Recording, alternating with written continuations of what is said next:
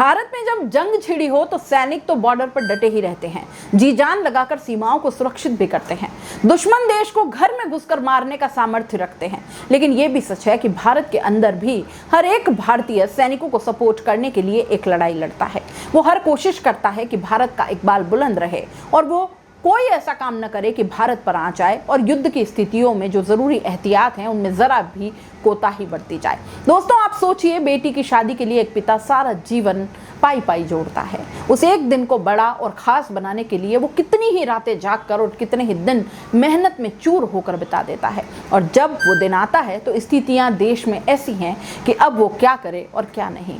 लेकिन भारत देश का वो पिता चुनता है बेटी की ख्वाहिशों से पहले देश को, और इसमें बेटी, दामाद सहित सभी उनका खुशी खुशी साथ देते हैं, क्योंकि बात देश की है। भारत पाक तनाव के बीच राजस्थान से दो कहानियां ऐसी सामने आई जो देश प्रेम की मिसाल बन गई।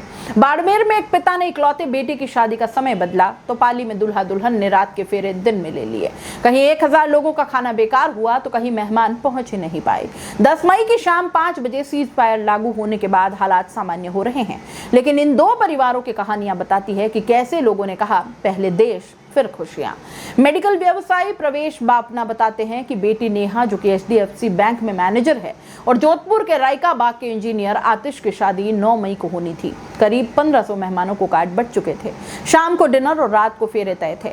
भारत पाक तनाव के चलते प्रशासन ने रात 10 बजे के बाद लाइटें जलाने पर पाबंदी लगा दी। दोनों परिवारों ने मिलजुल कर तुरंत फैसला लिया और देश हित में शादी का समय बदलकर दोपहर 3 बजे कर दिया। व्हाट्सएप पर सभी मेहमानों को नए समय की सूचना भी भेजी गई। जोधपुर के गढ़ गोविंद रिसोर्ट में दोपहर को फेरे संपन्न हुए। बाफना ने कहा कि कुछ मेहमान समय पर नहीं पहुंच पाए, लेकिन देश के लिए इतना तो कर ही सकते हैं।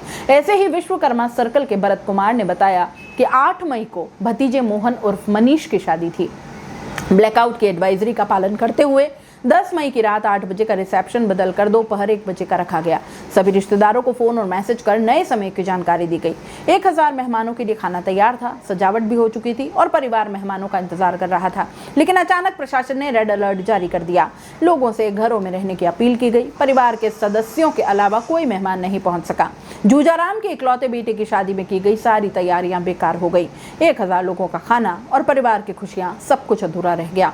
भरत कुमार बताते हैं कि हमने प्रशासन की हर बात मानी, रात का कार्यक्रम दिन में किया, फिर भी रेड अलर्ट ने सब कुछ बदल ही दिया। भारत पाक तनाव के चलते बीकानेर में शादी समारोह का समय बदल रहा है। जयपुर जोधपुर बाईपास के मैरिज पैलेस से लेकर पुरानी गिन्नानी की गलियों तक सभी जगह 12-13 मई को होने वाले विवाह समारोह में बड़े बदलाव किए जा रहे हैं। उनके यहाँ 300 लोगों का रात का डिनर अब दिन के लंच में बदल गया है।